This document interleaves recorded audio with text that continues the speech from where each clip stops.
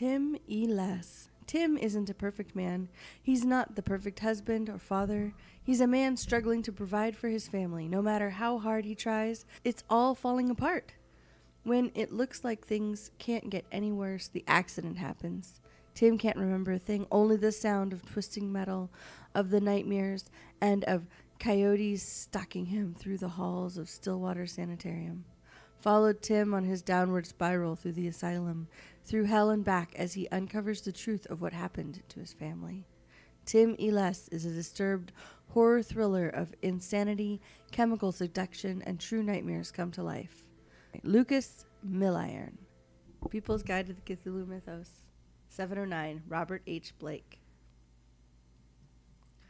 People's Guide to the Cthulhu Mythos is brought to you by BunnySlippers.com and FoundItemClothing.com. Hey, Australia, New Zealand, or anywhere that is Chile right now, keep your feet warm and cute this winter with some Cthulhu slippers from BunnySlippers.com. And get your favorite screen-accurate shirts from your favorite films from FoundItemClothing.com. Woohoo. Mm-hmm. Written and edited by Daniel Spitzer. Audio by Sara and Daniel Spitzer. Music by Kevin MacLeod. PGTTCM is part of the Dark Myths Collective. Learn more at darkmyths.org. Welcome to the People's Guide to the Cthulhu Mythos. We are engaged in an ongoing discussion of the Cthulhu Mythos and its timeline regarding Earth. To be a part of it, contact us at pgttcm@gmail.com or join us on Facebook or Twitter, or just search for PGTTCM. And remember to rate, review, and subscribe to PGTTCM on Apple Podcasts, iTunes, Stitcher, Podbean, or wherever you listen to podcasts. Yay. Click our Patreon button on pgttcm.podbean.com for early release episodes, unique audio content, or otherwise unreleased banter. Contact us about our sticker cult, or donate a few dollars to paypal.me/pgttcm. Greetings, listeners. It is we, DB Spitzer and Sara, here to talk to you once again about the Cthulhu Mythos, its books, its monsters, its unfortunate human casualties, its timeline in general, and even its tangential bits like the dreamlands, or things of a weird nature, or things that are Lovecraftian leaning. From the creation of our galaxy to the death of our sun, this is an exploration of the Cthulhu Mythos from the perspective of humanity's concept of history. Learn of terrible meetings in lonely places, of cyclopean ruins in which vast staircases lead down to abysses of nighted secrets, of complex angles that lead through invisible walls to other regions of space and time, and of hideous explorations in remote and forbidden places, on other worlds, and in different space-time continua. Check the show's merch table at pgttcm.threadless.com. You can find lots of cool shirts and mugs and stuff like that. All original designs by DB Spitzer, or check out the store link at pgttcm.com. Remember to check out the books that we review on Amazon.com, and why not use our Amazon link and look for the Strange Behaviors Anthology by Nihilism Revisited, and look for the microstory by D.B. Spitzer. The People's Guide to the Cthulhu Mythos starts now. All right. Hey, so the other day we saw that movie. Yeah, we did. Yeah, Solo. Yeah, oh gosh, yes, It was, it's a little fuzzy for me now, but it was fun. Yeah, it was fun. I enjoyed it, and there's a rad robot in there, like in Rogue One. Yeah. A bunch of characters that you're like, oh wow, I'd like to see them in other movies. Oh, never mind. Because they're all dead. They're all dead. Yeah. Not everyone dies. Some people show up in other movies. No, I mean, this one guy and the Wookiee survive. Yeah. Surprise. And they're on their way to Tatooine. Oh, yeah, no. Stars in their eyes, hope in their hearts. Oh, gee. Also, in this movie, Han did shoot first. Oh, yeah. Ooh. Of course he shot first. Of course he did. And also, Chewbacca ate a bunch of people at some point. What? Because he was the monster in the pit. Well, but... And they've been feeding him prisoners. Oh, we haven't fed him in a few days. Well, I mean, the thing is like... It's implied that they expect him to eat Han Solo, but my guess is that they haven't been feeding him people. They just hadn't fed him in a couple of days, and now he's going to rip Han Solo apart because he's starving. I like to think that Chewbacca would have eaten Han Solo if Han Solo didn't know a handful of Wookiee. Interesting theory. Yeah. I know a handful of Wookiee. I don't. I don't either, actually. Don't trust my Wookiee. I probably just called somebody's mother something. Yeah. We saw that Han Solo movie. I have to say, this is a good movie. People should go see it. I know, like, the week that Han Solo came out, you spent like $40 at the theater seeing Deadpool 2 and didn't feel like going to the theater the next week. Or maybe you just were like, oh, The Last Jedi kind of sucked. I don't feel like going to a Star Wars. This is a Star Wars I think that's worth seeing. I mean, it doesn't make up for, like, for me what kind of that's like, oh, that The Last Jedi was. I mean, I know not everyone feels the same way I do, but I was just kind of like, oh. Everybody has their own taste in movies. Oh, certainly. All right. Yeah. So, today we'll be talking about Robert H. Blake. Hey, that's not bold. I know. That's my line. I'm just telling you where we're at. Okay, you want me to start then? Yeah. Okay, I'm reading again now. We're done with banter, Apparently. Okay, today we'll be talking about Robert H. Blake, a fictional character created by H.P. Lovecraft, ever hear of the guy, and based on friend writer Robert Bloch. Robert Blake is a young author and painter from Milwaukee, Wisconsin. He comes to Providence, Rhode Island, and moves into an apartment on College Street. While there, he completes 5 short stories: The Burrower Beneath, The Feaster from the Stars, The Vale of Penath, Shagai, and The Stairs in the Crypt. He becomes obsessed with the deserted church on Federal Hill that he can see from his window. He later learns of a cult that was once active there, the Church of Starry Wisdom. His investigation of this cult inevitably leads to his death. Lovecraft based Robert Blake on one of his correspondents, the teenage Robert Bloch, who had just begun his career as a writer of horror and science fiction. In the story, Lovecraft even had Blake residing at Bloch's real-life address at the time, 620 East Knapp Street, Milwaukee. The development of the Blake character has a notable backstory. The character first appeared as the unnamed narrator of Bloch's The Shambler from the Stars, 1935. Before he wrote the tale, Bloch thought it would be amusing to kill off a character based on Lovecraft. Lovecraft consented to the idea and gave his permission in the form of a satirical letter signed by Lovecraft himself and attested by several of his creations: Abdul al-Hazrad, Gaspard de Dourd, Frederick von Hunst, and the Chocho Lama of Lang, possibly referring to the high priest not to be described. The body of the letter appears as follows. This here certifies that Robert Bloch Esquire of Milwaukee, Wisconsin, USA, reincarnation of Mynheer Ludwig Prynne, author of De Vermes Mysteries, is fully authorized to portray, murder, annihilate, disintegrate, transfigure, metamorphose, or otherwise manhandle the undersigned in the tale of the Shambler from the Stars. In Bloch's story, the Lovecraft-based character becomes the ill-fated victim of an invisible vampiric monster summoned from the depths of outer space. Lovecraft was delighted by the story and returned the favor by killing off Robert Bloch, a.k.a. Robert Blake, in The Haunter of the Dark. Years later, Bloch wrote a sequel to The Haunter of the Dark entitled The Shadow from the Steeple, 1950, in which Robert Blake's death is investigated by his friend Edmund Fisk. In a rear vestry room beside the apse, Blake found a rotting desk and a ceiling-high shelves of mildewed, disintegrating books. Here, for the first time, he received a positive shock of object horror, for the titles of those books told him much.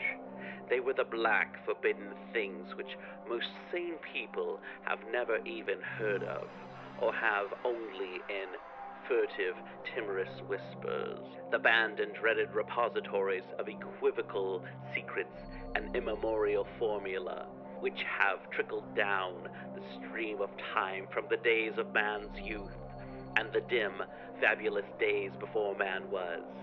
He had himself read many of them, the Latin version of the abhorred Necronomicon, the sinister Liber Ibanus, the infamous Culte des Ghouls of Comte de Erland, the Unsprechen Kulten of Von Junts, and Ludwig Prinz Hellish de Vermis Mysteries. But there were others he had known merely by reputation or not at all, like the narcotic manuscripts, the Book of Zahn, and the crumbling volume in wholly unidentifiable characters, yet which certain symbols and diagrams shudderingly recognizable to the occult student.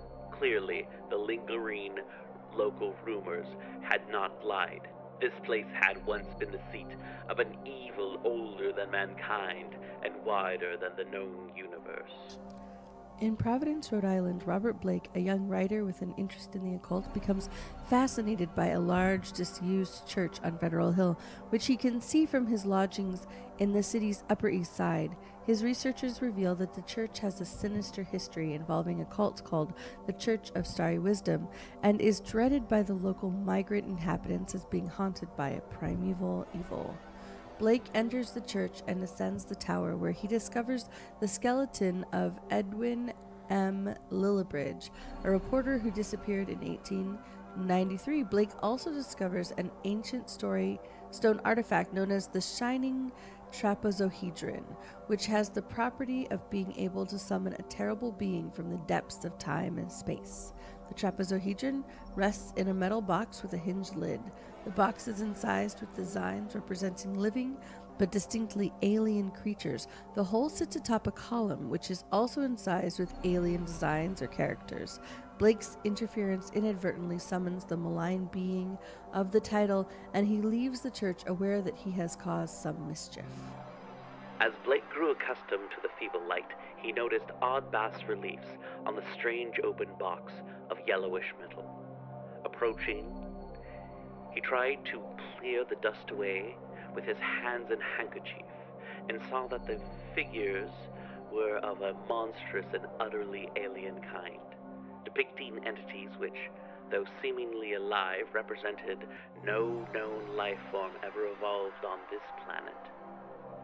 The 4-inch seeming sphere turned out to be a nearly black, red-stained polyhedron with many irregular flat surfaces, either a very remarkable crystal of, or an artificial object of, carved and highly polished mineral matter. It did not touch the bottom of the box, but was held suspended by means of a metal band around its center, and 7 queerly designed supports extending horizontally to angles of the box's inner wall near the top. This stone, once exposed, exerted upon Blake an almost alarming fascination. He could scarcely tear his eyes away from it, and as he looked at its glistening surfaces, he almost fancied it was transparent, and half-formed worlds of wonders within. In his mind floated pictures of alien orbs and great stone towers, and other orbs with Titan mountains and no mark of life, and still remoter spaces where only a stirring of vague blackishness told the presence of consciousness and will. The being can only go abroad in darkness, and is hence constrained to the tower at night by the presence of the lights of the city. However, when the city electric power is weakened during a thunderstorm, the local people are terrified by the sounds coming from the church and call on their Catholic priests to lead prayers against the demon. Blake, aware of what he has let loose, is also terrified and prays for the power to remain on. However, a power outage occurs and the being flies towards Blake's quarters. He is subsequently found dead, staring out of his window at the church with a look of horror on his face. His last words refer to his perception of the approaching being. I see it, coming here. Hell wind, Titan, blur, black wings, Yog, Sothos, save me. The 3-lobed burning eye. Ooh. Yeah, the Haunter of the Dark. Yeah. Robert H. Blake. Anyway. But yeah, no, this was written by H.P. Lovecraft, as we said, November 1935, and got published in December 36, Weird Tales, Volume 28, Number 5. Cool. Yeah. This is an interesting story. It references a lot of different various other tales from the Cthulhu mythos. It mentions Yoggoth from Whisper in Darkness. It mentions the crinoid things of Antarctica, the elder things from the Mountains of Madness. There's the Serpentmen of Valusia from Robert E. Howard tales. Nephrim Ka. Like the bookshelf itself is like a call out, you know? Yeah. But the catacombs of Nephrim Ka are mentioned in The Outsider. And I mean, it's... I thought the whole stuff with the Catholic priests was pretty interesting. Yeah. So, like, one of the things in the story is that the church has been closed for 50 years, which is part of why there's a skeleton in there that nobody's found. Yeah. And then later on, the skeleton is missing, which implies that maybe somebody is caretaking after he goes out. Maybe somebody else went in. I don't know. Anyway, so because Robert Blake keeps waking up in the tower, like he keeps sleepwalking to it in this story. So the Catholic priests are interesting to me because there was an Irish priest who succeeded in driving out the Starry Wisdom cult, basically, shutting them down. And then somehow more Italians keep coming in, and it's like, oh, are Italians, quote, more degenerate, unquote, than Irish people? Is this what's going on here? I'm not quite sure. I'm not quite sure what he's trying to say with because the like Italian priest is still like, you know, keeping up the prayers and the candle vigils and all that, but he's not as effective. So I wonder what's, you know, what like part of the heterogeneous diaspora he's trying to like, you know, malign here. Yeah, no, I'm not quite sure what he's trying to say or what he was trying to say. I think I kind of got the impression what he was trying to say is like the newer church isn't quite as powerful as the older Catholic Church, like the older ways. But why would okay? But you know, kind of like okay. Like in The Exorcist, like the young priest doesn't know shit about exorcism. The old guy knows. That's a good point. Stuff. The Italian priest is his new priest because he's young. Yeah. So I mean I don't think it was kind of like Italian versus Irish. I don't think it was anything like that. I think it was more of H.P. Lovecraft's concept of like the older world is more powerful than the new world, and the new world wouldn't know what happened if. Yeah. Right. Yeah. If a fly bit it. Exactly. All right. Interesting. Yeah. I can see that. Yeah. Yeah. No. This is an example of Lovecraft's like racism being different than it is normally. It's a good point. Yeah. I also really like the description of the old-timey electric grid. Yeah. That was really interesting to me. Yeah. Yeah. No, this is very much kind of a very modern story. That's the thing about Lovecraft is he wrote in the modern age. He wrote about the astronomy that was going on. He wrote about like the infrastructure. I mean, it's pretty cool stuff. I mean, he was down on the rurals and whatnot. Well, and like one of the things, of course, is that 50 years ago when the Starry Wisdom cult was shut down when this story was written in 1935, there was no, or was it more than 50 years? Anyway, the point is that there was no electric grid around the church. So I guess maybe they must have unsummoned or banished the lurker, the fiend haunter. The haunter in the darkness. The multi-limbed acidic creature that makes you smoke and die of horror. Yep. Yeah. Anyway. Do go on. Yeah. Love the description of the inside of the church, personally. That was like one thing that I've always remembered about this story was the description of the inside of the church. And also how this has always felt like a Call of Cthulhu scenario. Like, I feel like this is a prime example of like what Call of Cthulhu role-playing game scenarios are based off of. This is very much an investigation, you know, not a massive like world-spanning one like, you know, Masks of Nyarlathotep, but you know, like a small one that you get in the back of like Dragon magazine or something like that.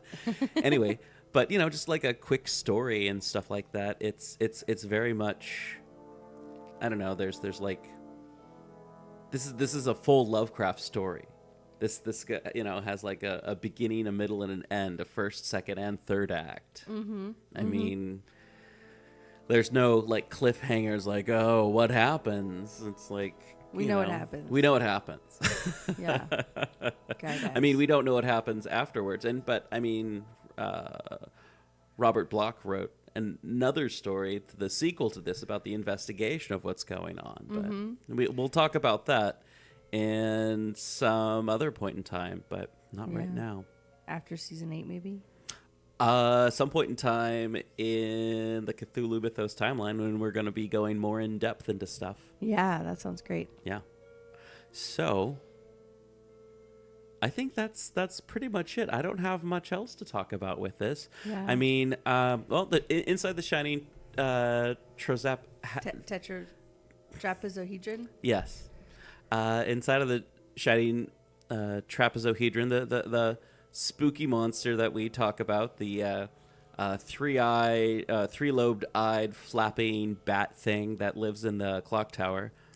That's a avatar of Nyarlathotep or Nyarlathotep or however you want to say that name. Mostly on the show it's Nyarlathotep. Yep. Yeah. But yeah, no, that's an avatar of the Big N. Cool. And I had no idea. yeah, no, it's got like 1,000 avatars, so you know it can do a bunch of different things. A lot of sense. Yep. But yeah, Yeah, I mean, one of the things I really liked was the description of the way that this church steeple is haunting him. Like, he sees it, he's like across the city, right? He sees it from his window, he finds it interesting. There's a whole bunch of church spires he can see. But this one is interesting to him, partly because there's no birds. And then he, one day, decides to go find it, and he can't really find it. And then all of a sudden, it's right there in front of him. Yep. Which I love that description of walking through a city that's got sort of like ill-regulated building heights and what that's like. And then like once he goes in and awakens the shining tetrahedron and I guess summons a guy, then it's it won't leave him alone. Yeah. It goes through his dreams. He wakes up in it. It's just always present for him. Yeah. Which is like why we have those quote last words of his, is because he was writing because he was afraid. Yeah. He was writing in the dark, which is a crazy thing to try. I don't know if you've ever done it, but it is crazy to try and write in the dark. It makes it really hard to write. Yeah, no, I don't try to write in the dark. Yeah, it was a crazy death scene for sure. Yeah. Oh yeah. Yeah. But why didn't he have candles? I have no idea. Because he was too dependent on electric lights. Modern devices. If only he'd had an oil lamp. I know. Okay, here's something I don't get. Mm-hmm. Okay, so H.P. Lovecraft, totally down with science. Yeah. But also at the same time kind of dismissive towards modern stuff. But also, and like kind of like, oh, some of the old traditions are better. But also like down on rustics for like being like, you know, oh, living out in the woods. Okay. Ami. Well, I mean, like, okay, so like in our modern age, somebody can live out in the middle of the woods and still like, you know, watch Babylon 5 or whatever. Sure. Let's pretend. It's the 90s, but listen, or the early aughts. But listen, so they can be in touch with the same cultural touchstones as you and I. Yeah. But back in the early 1900s, if you were out in the middle of nowhere, you couldn't like go into the city and watch a play. You didn't get the latest sheet music. Mm-hmm. There were no phonograph spindles at your local hardware store. You just weren't in touch with modern culture. Modern culture was passing you by. The gossip of the town was not a part of your everyday life. And Sure. so, when somebody came out to talk to you, your touchstones of that big storm 2 years ago were, and their touchstone of the 5 most recent plays and what the political, guys said on their stump speeches are completely different. You don't have the same cultural context. Whereas now with culture being everywhere, we have that. So the idea of rustics isn't the same. And he doesn't think that rustics are pitiable or sort of weird because of a lack of use of modern technology, like plumbing and electricity and whatnot. He is that a way about them because they're their mental, he talks about their mental capacity being lower, and they're but if you're always doing the same thing all the time and you're doing what your dad did, it's hard. The idea is that their brains aren't getting stretched. They're not reading. They're not Gotcha. learning. They're not exposed to libraries, which is why that guy in the Gardner story Oh, yeah. is different. Is he's I found him to be better educated than a run-of-the-mill rustics because he's a reader. Color Out of Space. Exactly. Thank you. The Color Out of Space. Yeah, no. It seems like there's always the stoic rustic, the wise rustic in several of these out in the woods H.P. Lovecraft stories. It's the same idea as the noble savage. Yeah. It's this one is different. Yeah. This one This can is a talk good one. to. Yeah. It's the rest of them, whatever. But this one, Yeah. yeah, he's a bridge between our peoples, etc. And it's just a way of making a character that the narrator feels like they can listen to. Yeah. And then that's why the narrator survived. Yeah. You know what? If Blake hadn't have been in the big city, if he'd been in the country with a right? rustic, If he'd stayed in Milwaukee. yeah, exactly. And this episode or this story is really interesting. It talks about the early. It mentions Rhode Island School of Design, RISD. Yeah. And another thing is they mention 66 College, which is now 65 Providence, or I can't remember exactly what the street is now.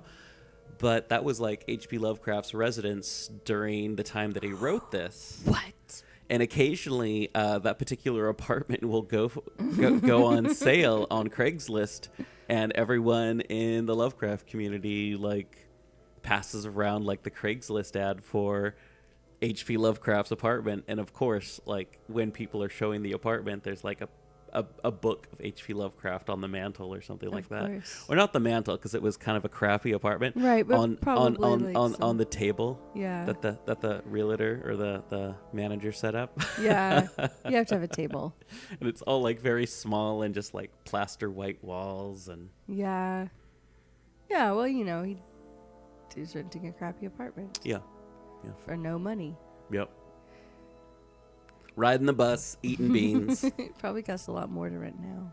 Oh, yeah, no. Especially since he lived there.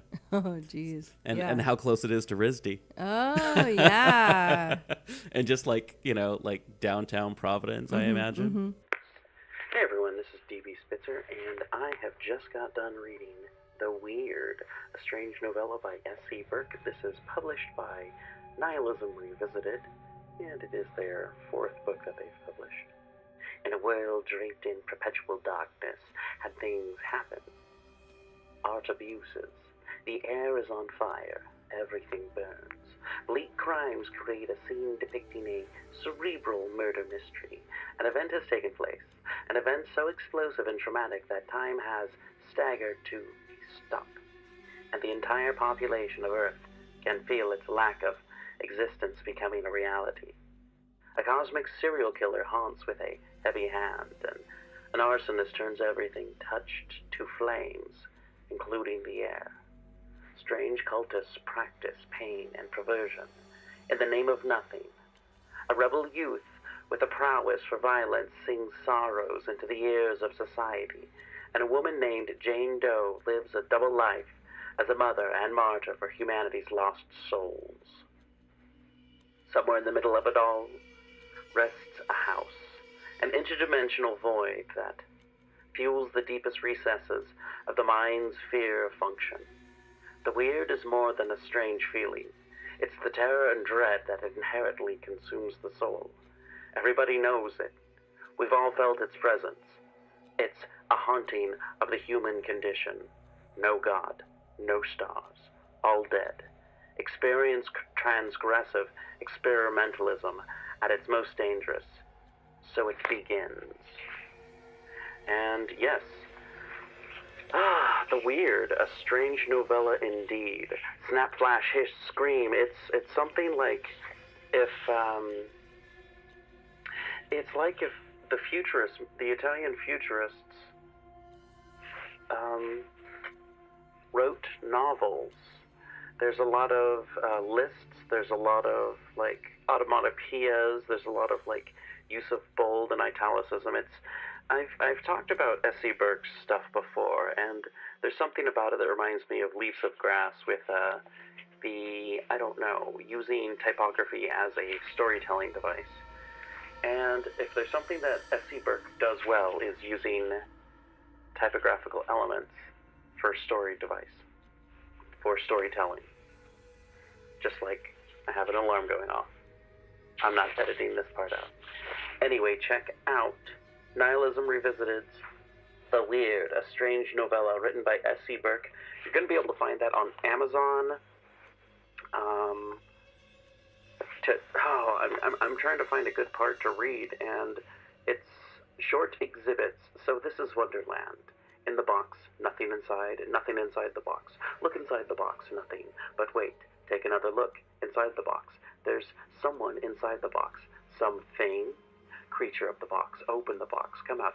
It's somewhere between poetry and a novel, but it is disconnected, but also connected in ways that you won't quite understand right away. So fucking euphoric, it says in bold print as I flip through. Exhibit 2, My Unholy Mountain. There's no table of contents. It's very other, and I highly recommend. This is the weird of weird fiction. This is really good. Track it down. Anyway, yeah. So I really think that's all we have for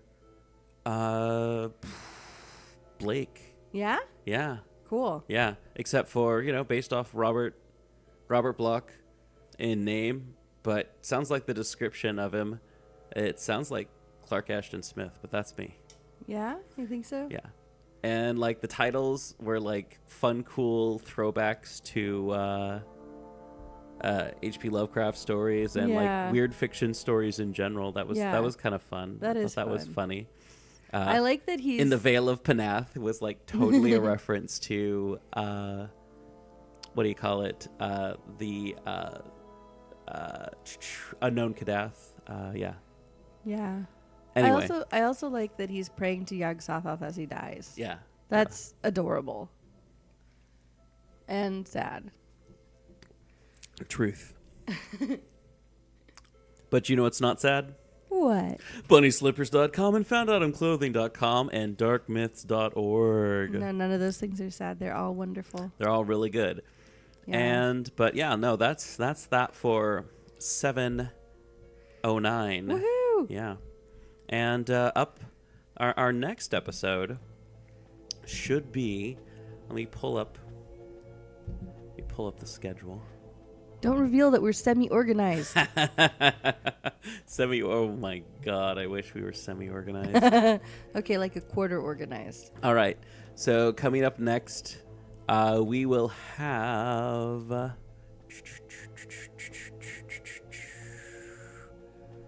Okay, up next we have Under the Pyramids, reading 46. More about Nyarlathotep? More about someone. Under the Pyramids. And then we're going to have a couple readings of The Call of Cthulhu by H.P. Lovecraft. And then it's going to go into like the weekly reading of The Penal Colony by Franz Kafka. Then it will be some more Call of Cthulhu, some M.R. James. And then finally, we're going to have episode 710, Dyers in Lake, and Lurker in the Hobby. Lurker in the Lobby. Yeah. Some more M.R. James, and then we're going to be doing episode 711, Free Slushy. No, I'm kidding.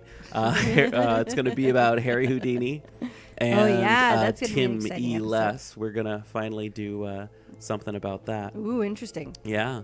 And then there's going to be some more M.R. James, case of Charles Dexter Ward for a while there. And then the last episode of the season, recording-wise, will be Francis Wayland Thurston, and we'll be talking about Nightscape. And then finally, the final reading of Case of Charles Dexter Ward will be sometime in mid-August. Yay. Yeah, and that is Season 7 as we see it.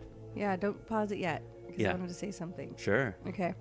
I wanted to say that Lurker in the Hobby sounds like the most, like, dangerous craft. It's like, careful. Knitting.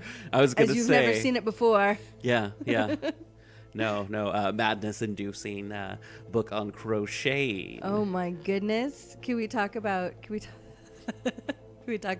needlepoint of madness, Ooh. needlepoint of the Starry Wisdom cult? Just like, no, don't go there. No Lurker in the Hobby, no. No. All right. Remember to stay squiggly. And keep it weird. All right. Have a good one, everyone. Woohoo. Bye. Bye.